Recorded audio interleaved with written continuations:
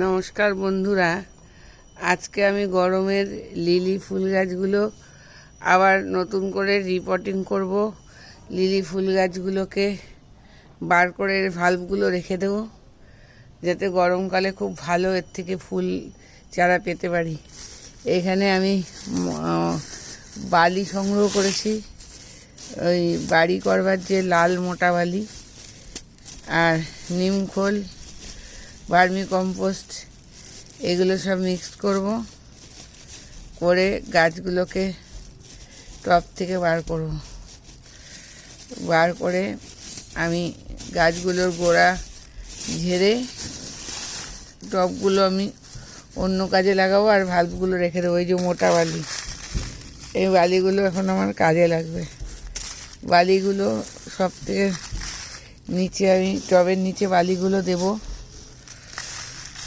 এখন থেকে যদি আমরা লিলি গাছগুলো ঠিকঠাক করে রাখতে পারি, তাহলে ফেব্রুয়ারি মাস থেকেই অসম্ভব সুন্দর লাল এবং গোলাপি কালারের লিলি পাবো।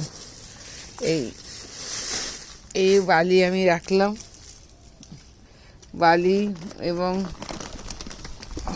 মাটি, এই যে বস্তায় ভরে রাখা আমার তৈরি মাটি, এই বালির এক ভাগ মাটি,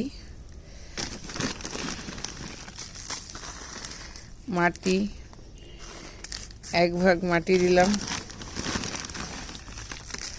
3টে টবের জন্য আমি ওই 1 কিলো সমান মাটি নেব। 3টে টবের জন্য আমি 1 কিলো সমান মাটি নেব। মাটি নিয়ে আমি পুরনো মাটিগুলো সব ফেলে দেবো। ফেলে দিয়ে শিকড় ছেড়ে আমি আবার সেটা রিপোর্টিং করব। এইখানে দেখুন, বালি মাটির সাথে আমার নিম খোল দিলাম, নিম খোল সর্ষের খোল মিশিয়ে দিলাম। এবার এই যে টবগুলো দেখছেন, এই ভাল্বগুলো, আমি এই টবটাকে উবুড় করে দিলাম। দিয়ে এই দেখুন শিকড় কীরকম হয়ে গেছে, এই দেখুন, দেখছেন এই রুটগুলো কীরকম শিকড় হয়ে গেছে। এইগুলো আমি ছাড়িয়ে এই ভাল্ব থেকে অন্তত 5টা ছোট ছোট টবে 5টা চারা আমি আলাদা আলাদা করে লাগাবো।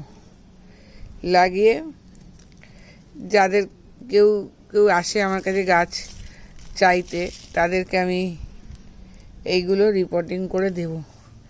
একটা একটা করে আমি গাছ এই ঝাড়লাম, ঝেড়ে নিচ থেকে এটা তুলে দিলাম, তুলে দিয়ে রিপোর্টিং করছি। আপনাদের পরবর্তী পর্যায়ে আমি রিপোর্টিং হয়ে যাওয়ার পর আবার দেখাবো।